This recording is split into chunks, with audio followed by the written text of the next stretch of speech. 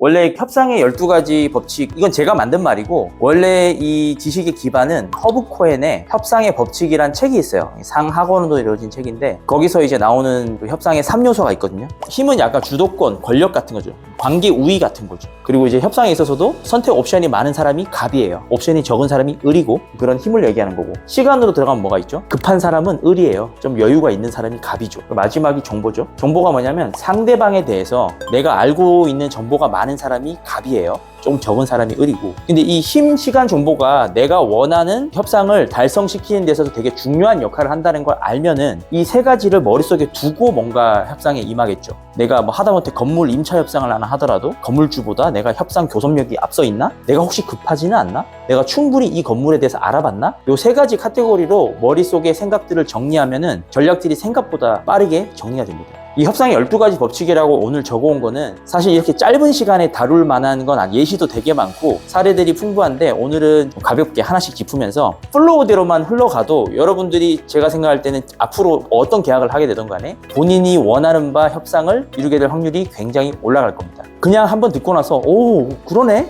하면은 본인께 안 돼요. 하나라도 내일 당장에 물건이라도 하나 사보세요. 그냥 한번 적용을 해보세요. 그럼 이게 우리가 살면서 일어나는 모든 일들이 협상에 있구나, 그리고 내가 어떻게 처신하고 말과 행동을 하느냐에 따라서 원하는 걸 얻을 수 있는 확률이 높아지구나, 이런 것들을 경험할수록 재미가 있고 계속 아마 쓰게 될 거예요.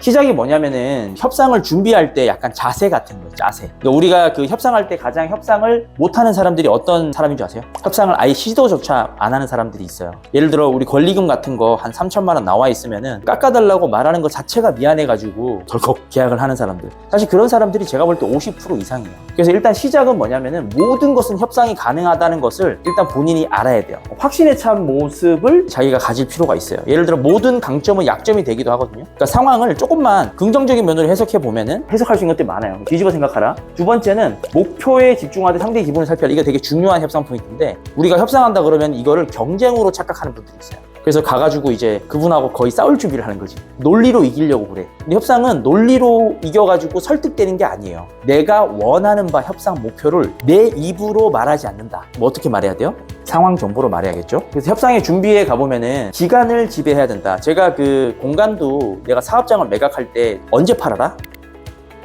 안 팔아도 될 때 팔아야 돼요. 이제 앞에 다가올 성수기가 눈에 보이고 진짜 팔기 싫다고. 근데 그때 팔아야지 제 값에 성수기의 그 가치까지 올려서 팔 수가 있는 게 바로 이 기간의 힘이라고 하는 겁니다. 그리고 이제 네 번째는 의사결정 권한. 자, 이거는 뭐와 관련된 이야기죠? 힘과 관련된 이야기예요. 무슨 말이냐면 건물주들이 왜 부동산 공인중개인을 끼고 거래를 하는 줄 아세요? 그러니까 대개의 경우에 갑의 포지션에 있는 사람은 협상의 자리에 직접 나오지 않습니다. 대리인을 통해서 자기의 의사를 전달하길 원해요. 왜 그런 줄 아세요? 자, 힘의 관계에서 하나의 법칙도 있습니다. 의사결정의 당사자는 의사결정의 대리권자보다 을이에요.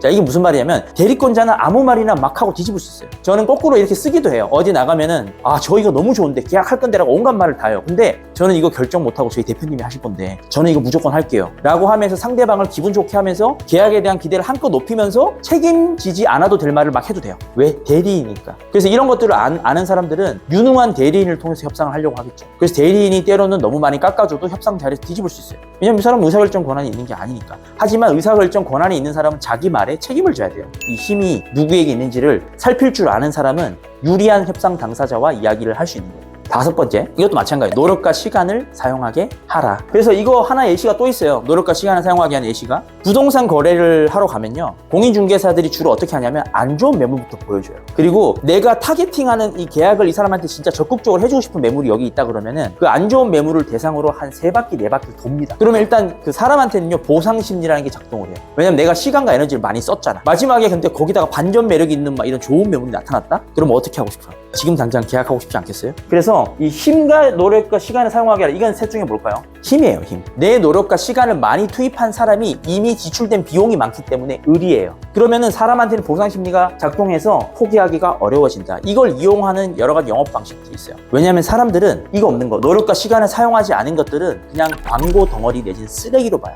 이거는 온라인 마케팅에도 적용이 됩니다. 여러분들이 수많은 무료 자료들을 만나보실 거예요. 근데 무료 자료를 그냥 무료로 주는 게 아니라 몇 가지 컨디션을 내거는 사람들이 있어요. 이런 것들을 정보를 적어서 내라. 그러면은 그걸 줘요. 무료를 줘요. 그러면 사람들은 그 무료를 상대적으로도 가치 있게 넘겨요. 왜 그럴까요? 본인의 노력과 시간이 조금 들어갔기 때문에. 그래서 그런 걸 활용해서 저도 이거 굉장히 제 사업할 때도 많이 썼어요. 6번째, 권위를 이용해라. 되게 심플한 일상 사례로 식당에 가면 알 수 있어요. 식당에 가면은 여러분이 식당에 앉았어요. 밥을 먹으러 왔는데 아줌마 여기 물이 없네. 물 좀 주세요. 그랬어요. 그럼 아줌마가 이렇게 얘기해요. 물은 셀프예요. 그러면 여러분 대부분 어떻게 행동하는지 알아요? 셀프 어디부터 어디? 그러니까 사람들은 말로 하는 이야기보다 붙어있는 문서 쪼가리를 좋아해요. 붙어있으면 법인 줄 알아. 썼으면 법인 줄 안다고요. 이거는 우리 사업에도 제가 많이 적용하는 부분이죠. 고객들한테 직접 쓰게 하죠. 왜냐하면 문서에는 권위가 들어가요.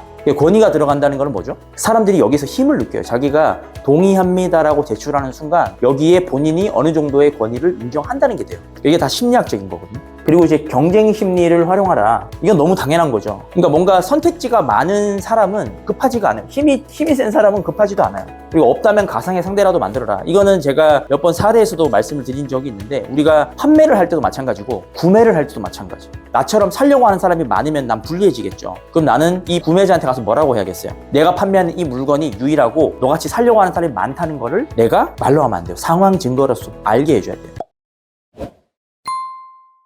자, 그러면은 여기까지가 뭐냐면은 힘과 시간과 정보를 가지고 만나기 전에 막 싸움하는 거예요. 일단 테이블에서는 질문을 하는 쪽이 힘에서 앞서요. 보통 우리가 질문을 받게 되면은 을이 돼요. 그래서 우리가 면접을 보러 가면은 면접관이 질문해요, 면접자가 질문해요. 면접관이 질문하죠. 누가 갑이에요? 면접관이 갑이죠. 마찬가지예요. 우리가 협상이란 테이블에서는 대화에 질문을 하고 그 답을 들어가는 사람이 우위를 확보하고 협상에 들어갈 수가 있습니다. 질문을 하는데 여러 가지 이제 불리한 것들을 짚어가면서 질문하는 게 되게 중요해요. 특히 마음에 드는 물건일수록. 여기서 이렇게 막 드리블을 해가서 상대에게 방어적인 자세를 갖추게 한 다음에 마지막에 이런 두레스, 강박의 심리를 이용하는 거예요. 시장 할머니한테 가면은 할머니 이거 콩나물 이거 요만큼만 주세요. 얼마예요? 그러면 어떻게 해요? 봉지 탁 털어 담지. 그거 많이 겪었죠. 그게 상인들의 본능적인 두레스거든요. 뭐냐면 그 행위 자체가 너는 사기로 이미 했잖아 라는 상대한테 압박을 가는 거예요. 마찬가지 심리로 우리는 건물주든 누구든 압박할 수가 있어요. 그리고 마지막으로 이제 비용 협의시에요. 그러니까 이런 것들이 다 이루어지고 나면은 우리가 금액에 대한 합의점을 찾아야 되는 것들이 있죠. 금액에 대한 합의점. 예를 들어 이게 다 실제 사례로 한번 이야기해 볼게요. 이분이 여기 인테리어 투자를 좀 하셨대요. 그래서 뭐 이것저것 해가지고 가구 포함해서 한 1,800억 불렀어요. 일단 결과만 이야기해요. 이거 얼마에 인수한지 아세요? 60에 인수했어요. 근데 이게 이렇게 보면은 저 사람은 너무 포악한 거 아니야? 아니에요. 왜 그러냐면 저렇게 거래가 일어나고 나서 저분들이 불만이 없었어요. 왜 불만이 없었을까요? 그러니까 상황상 합리적인 선택을 한 거예요, 그분들.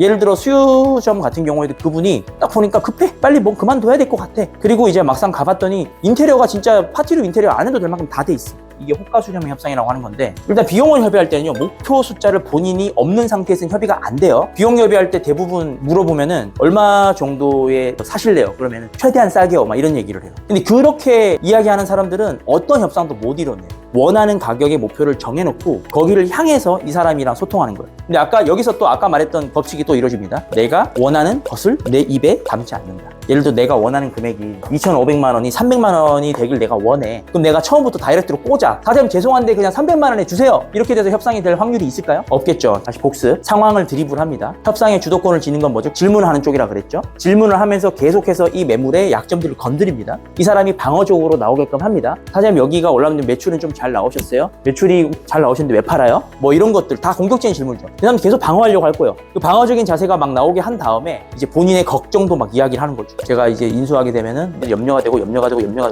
되고 그리고 나서 호가를 쳐야 돼요. 호가는 그래서 부른 사람에서 시작하는 게 아니에요. 그러니까 내가 2,500을 300으로 깎은 게 아니라고. 정확히 말하면 나는 200을 300으로 올린 거예요. 그러니까 시작 시점이 달라지는 거예요. 근데 그 200을 내가 2,500 부른 사람한테 가가지고 200을 부른다는 거는 아마 대부분 사람들이 생각할 때 야 그건 진짜 양아치도 아니고 진짜 생각할 수 있겠죠. 근데 그거는 협상을 안 해본 분들이 잘 몰라서 그런 거예요. 여러분도 매각글을 올릴 때 여러분이 가격 기준을 갖고 올리나요? 막 올려요. 그럼 그분들은 이게 중요하죠. 일단 팔 매수자가 많은 상황인가? 급한가? 근데 이런 것들이 내 레이더에 포착이 된다. 그러면은 이렇게 되는 거예요. 그리고 이분들 만족하는 거예요. 수렴이라는 게 뭐냐면 예를 들어 내가 300이라는 숫자를 향해서 금액을 올려가면서 내가 이 사람 만족시켜야 될 거 아니에요? 200을 불렀는데 10만 원씩 올려 계속. 이거 뭐죠? 계속 10만 원씩 늘어나니까 이 사람이 거절할 때마다 계속 늘어날 것 같은 기분이 들죠. 최악은 발산형이야. 처음에 50 올리고 100만 원 올려. 그 다음 200 올려. 이러면 이 사람은 절대 내고를 안 해줄 확률이 높아요. 이게 심리적으로 이게 호가가 수렴하고 있는지 발산하고 있는지 쭉진 핸들 협상인지 알 수 있는 거는 상대방이 호가를 수렴시켜야 돼요. 그래서 내가 올라가는 금액이 점점 작아져야지 이 사람이 뭐라고 느끼냐면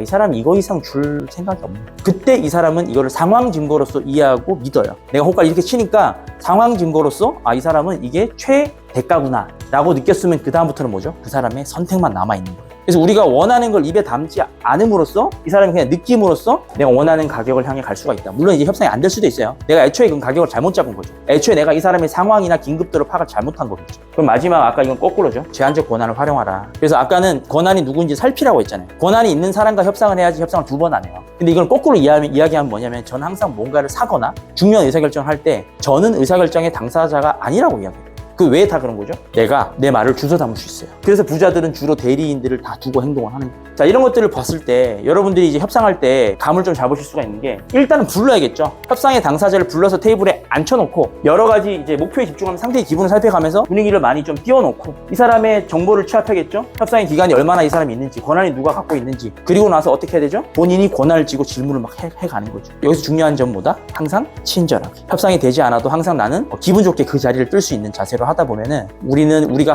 해낼 수 없을 거라고 생각했던 금액에 아마 도달하게 되는 경우 많이 하실 거예요. 이거를 그냥 살면서 그냥 물건 살 때도 한 번씩 해보세요. 고민해 보시면 도움이 되지 않을까 합니다. 마실게요.